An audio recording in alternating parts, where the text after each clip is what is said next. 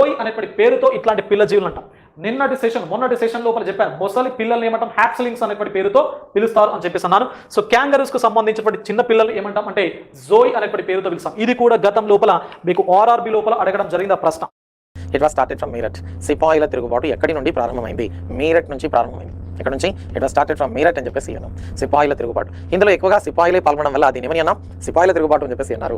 దేశవ్యాప్తంగా మరి అనేక చోట్ల ఇది నంది పలికినట్లుగా తెలుస్తుంది. బ్రిటిష్ పాలనను అంతం చేయడానికి ఓకే ఈ సిపాయిల తిరుగుబాటులో ఏ క్వశ్చన్ అయినా అడగవచ్చు. సిపాయిల తిరుగుబాటును నాగరికులకు అనాగరికులకు మధ్య జరిగిన తిరుగుబాటు ఉన్నది ఎవరు?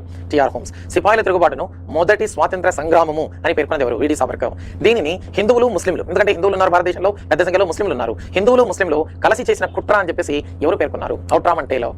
దీన్ని జాతీయ విప్లవం అంటే నేషనల్ రివోల్ట్ అని అన్నది ఎవరు? డిస్రేలీ. దీనిని మరి చూసినట్లయితే స్వార్థపూరిత బుద్ధితో జరిగింది కానీ దేశభక్తితో జరగలేదు ఈ విప్లవం అని చెప్పి అన్నది సర్ జాన్ సీలీ. అనేక రకాలుగా కామెంట్స్ అనేవి ఉన్నాయి. దీని మహావిప్లవం, ఒక గొప్ప విప్లవం అని చెప్పేసి అన్నది సర్ దేశ్ ఎస్పెషల్లీ అశోక్ మెహతా అనేది. టిఆర్ హోమ్స్ ఏమన్నాడు? నాగరికులకు అనాగరికులకు మధ్య జరిగిన తిరుగుబాటు. అలా ఈ తిరుగుబాటు కారణాలు, రాజకీయ కారణాలు ఏమున్నాయి, సాంఘికపరమైన కారణాలు, మత కారణాలు, ఆర్థిక అన్ని మనం చూడాలి. ఎవరెవరు ఎక్కడ నాయకత్వం వహించారు? ఢిల్లీలో దీనికి నాయకత్వం వహించింది బహదూర్ షా అండ్ బక్త ఖాన్. సో బహదూర్ షా ఎవరు? చిట్ట చివరి మొఘల్ చక్రవర్తి. ఈ చివరి మొఘల్ చక్రవర్తిని భారత చక్రవర్తిగా ప్రకటన చేశారు సిపాయిలు.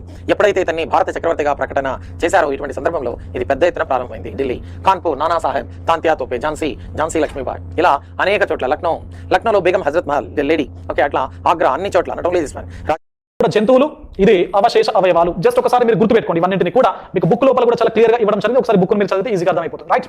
సో మానవులు ఏమున్నాయి? ఉండుకం అనేది ఆల్రెడీ చూస్తాం. కంటిలోని గుండ్రపు మాంసపు ముద్ద. సో ఇక్కడ ఈ ప్రదేశం లోపల అదే విధంగా ఇక్కడ సో మనకు ఒక గుండ్రటి చిన్న మాంసపు ముద్ద అనేది కనబడుతుంది. That is a vestigial organ.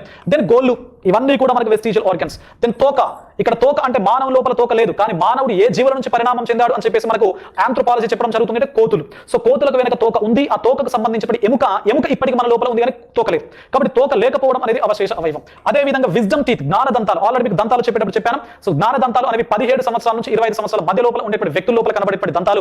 4 దవడల చివరన, మొత్తం 2 దవడల పైన కింద. సో 4 వైపుల చివరి భాగం లోపల ఈ దంతాలు రావడం జరుగుతుంది. దెన్ ఛాతిపై వెంట్రుకలు, చెస్ట్ పైన ఉండేటువంటి హెయిర్స్ ఉంటాయి కదా. అదే విధంగా చెవి దొప్ప కండర. సో దీన్ని మనం ఏమంటాం? చెవి దొప్ప, అవుటర్ ఇయర్ అని చెప్పేసి అంటాం. సో దీని లోపల ఉండేటువంటి మజిల్స్ ఏవైతే ఉన్నాయో వాటి వల్ల మనకు లాభం లేదు, కాబట్టి అవశేష అవయవాలు. మరియు స్త్రీల లోపల ఉండేటువంటి క్లిటోరిస్ అని చెప్పేసి భాగం ఏదైతే ఉందో, జనరల్ గా స్త్రీల యొక్క ప్రత్యుత్పత్తి యోని దగ్గర ఉండేటువంటి ఒకనొక భాగం, దట్ ఈస్ క్లిటోరిస్ అని చెప్పేసి. Okay. Then come to second one, గుర్రం. హార్స్ లోపల తన యొక్క కాలి భాగం లోపల ఒక బోన్ ఉంటుంది, that is splint bone of horse. గుర్రము లోపల ఉండేటువంటి స్ప్లింట్ ఎముక అనేది అవశేష అవయవం. దెన్ కప్ప లోపల నిమేషక పటలము, నిక్టినేటరీ మెంబ్రెయిన్ అని చెప్పేసి అంటాం. ఓకేనా. So nictitating membrane of frog. కప్ప లోపల ఉండేటువంటి, కంటి లోపల ఉండేటువంటి నిమేషక పటలం కూడా మనకు అవశేష అవయవం. దెన్ పైథాన్, పాములు. మరి పాములు ఏం చేస్తే పాకుతున్నాయి అంటే అర్థం ఏంటి? కాళ్ళు ఉన్న అవసరం లేదన్నట్టు. కాబట్టి దీని లోపల కాళ్ళు అవశేష అవయవాలు. దెన్ గొర్రె, మేక. సో ఉన్ని, wool is a vestigial organ in goat and sheep. Then ఎగరని పక్షులు, రాటిటే అని చెప్పేసి అంటాం. టెక్నికల్ గా గుర్తుపెట్టుకోండి, ఎగరని పక్షులను రాటిటే అంటాం. ఎగిరే పక్షులను క్యారియనేటే ఆర్ నియోనేటే అని చెప్పేసి పేరుతో పిలుస్తాం. రైట్. రెక్కలు, ఎగరట్లేదు కాబట్టి వీటి లోపల రెక్కలు ఉన్నా అవసరం లేదు కాబట్టి అవశేష అవయవాలు. దెన్ బ్లూ వేల్, నీలి తిమింగలం. సో చరమాంగపు ఎముకలు. చరమాంగం అంటే కాలు, వెనుక కాళ్ళ లోపల ఉండేటువంటి ఎముకలు. జనరల్ గా మనకు బ్లూ వేల్, నీలి తిమింగలం లోపల ఫ్లిప్పర్స్ ఉంటాయి, తెడ్ల వంటి ఫ్లిప్పర్స్ ఉంటాయి. అంటే ఈదడానికి తోడ్పడేటువంటి ఫ్లిప్పర్స్ ఏవైతే ఉన్నాయో అవి పూర్వాంగపు ఎముకలుగా పరిగణించబడతాయి. వెనుక ఉండేటువంటి కాళ్ళు చరమాంగాలు, వాటి లోపల ఉండేటువంటి ఎముకలు ఇవి పనిచేయవు, కాబట్టి కాళ్ళు మీకు ఉన్నట్లుగా కనబడదు. సో కాబట్టి వీటిని మనము ఈ బ్లూ వేల్, నీలి తిమింగలం లోపల అవశేష అవయవానికి బెస్ట్ ఎగ్జాంపుల్ గా ట్రీట్ చేయడం జరుగుతుంది. Clear. So this is all about complete digestive tract, జీర్ణ నాళానికి సంబంధించిన పూర్తి సమాచారం. సో నెక్స్ట్ సెషన్ లోపల వెలనాడుకు పోతూ మార్గ మధ్యంలో ఉన్నటువంటి దివిసీమ పైన కాకతీయ గణపదేవుని యొక్క సైన్యాలు దాడి చేసినాయి. ఆ దివిసీమ పాలకుడు పినచోడు. ఆ పినచోడుని ఓడించి ఆ రాజ్యాన్ని మళ్ళీ ఆయనకి అప్పచెప్పాడు. రాజ్యాన్ని అప్పచెప్పడమే కాకుండా అతనితో వివాహ సంబంధాల ద్వారా నారాంబ, పేరంబ అనే ఇద్దరు యొక్క చిన్నకోడికి 2 కూతుళ్ళ వివాహం చేసుకున్న వ్యక్తి గణపదేవుడు. పినచోడు కుమారుడు జయపసేనాన్ని కూడా గజసాయంగా పెట్టుకున్న వ్యక్తి గణపదేవుడు. కాబట్టి ఇక్కడ 2 భార్యలు, ఒక బావమర్ది. ఆ బావమర్ది ఎవరంటే జయపసేనాని. ఆయన రాష్ట్ర గ్రంథమే నృత్యరత్నావళి, నాగరత్నావళి, గీతరత్నావళి. నృత్యరత్నావళి అనే గ్రంథం మనకు అందుబాటులో ఉన్నది, కానీ నాగరత్నావళి, గీతరత్నావళి అనే గ్రంథాలు మనకు అందుబాటులో లేవు. అవి అలభ్యమైనటువంటి గ్రంథాలుగా అర్థం చేసుకోవచ్చు. దీనికి టోటల్ గా నాయకత్వం వహించినటువంటి వ్యక్తి ఎవరు అంటే మల్యాల చాముండరాయుడు. ఇది మధ్యలోనే దాడి చేసింది.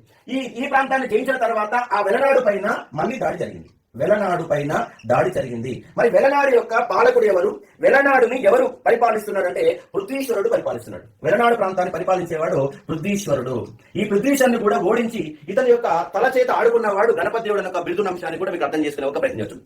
మరి ఇక్కడ వెలనాడు పైన దేశంలోనే మొట్టమొదటి అనే అంశంతో వార్తలు ఇచ్చింది. దేశంలోనే మొట్టమొదటి అనే అంశంతో తెలంగాణ రాష్ట్రం అంటున్నాను. దేనికి సంబంధించి అంటే గేల కోసం. సో గే ఎవరైతే ఉంటారో, గే అంటే స్వలింగ సంపర్కం చేసే పురుషులు, male gay.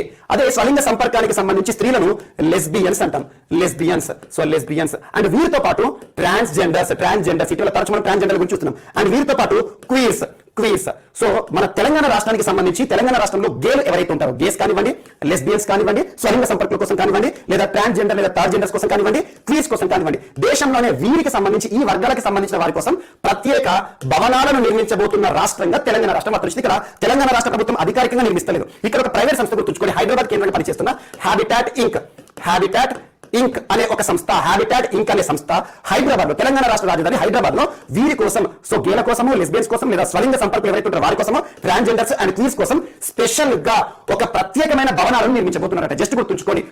Important topic in news. So that is, so ఇక UNESCO world heritage committee. So ప్రస్తుతం 2021లో జరిగిన వరల్డ్ హెరిటేజ్ కమిటీ యొక్క ఎన్నో సమావేశం? 44వ సమావేశం. సో ఈ 44వ సమావేశంలోనే భారతదేశం నుండి దోలవీర, అదేవిధంగా తెలంగాణ నుండి, అంటే భారతదేశం నుండి 2 స్థలాలు, దోలవీర, రామప్ప, రైట్. సో ఈ 2 ప్రదేశాలు ప్రపంచ వారసత్వ స్థలాలుగా గుర్తింపు తెచ్చుకున్నాయి. ఓకే. అండ్ మొత్తం ఈ 44వ వరల్డ్ హెరిటేజ్ కమిటీ యొక్క సమావేశంలో 34 స్థలాలకు వరల్డ్ హెరిటేజ్ ట్యాగ్స్ గా ఆమోదించబడ్డాయి అన్నమాట. ప్రపంచ వారసత్వ స్థలాలుగా 2021వ సంవత్సరంలో మొత్తం ఎన్ని స్థలాలను గుర్తించారు? 34 స్థలాలను గుర్తించారు. అండ్ దీంట్లో 29 కల్చరల్ స్థలాలు, ఓకే, సాంస్కృతిక వారసత్వ సంపదగా 29 ప్లేసెస్ ని గుర్తిస్తే సహజ వారసత్వ సంపదగా 5 ప్లేసెస్ ని గుర్తించారు. ఓకే, సహజ వారసత్వ సంపద లేదా natural heritage sites, right. Most important గుర్తుపెట్టుకోండి. 44వ సమావేశం ఎక్కడ జరిగింది? చైనాలో జరిగింది, ఫుజౌ అనే ప్లేస్ లో. ఓకే. ఇక 2022లో జరగబోయే 45వ సమావేశం ఎక్కడ జరుగుతుంది అంటే రష్యాలో జరుగుతుంది. ఈ పాయింట్ ని కూడా గుర్తుపెట్టుకోండి, రైట్.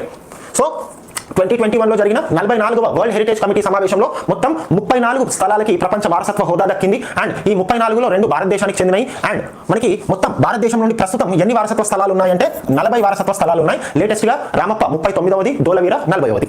ఓకే. సో ఒకసారి క్వశ్చన్ చూద్దాం. How many sites are named as world heritage sites as per the 44th session of world heritage committee of UNESCO? That is A 34, out of which 29 are cultural, 5 are natural, right. Jambudvipam, Bharatadesham, Bharatavarsham, Bharatakhandam, Hindustan, India. So ఒక్కొక్క పేరు మనం ఎట్లా వచ్చిందో మనం ఒకసారి చూసేసుకుందాం.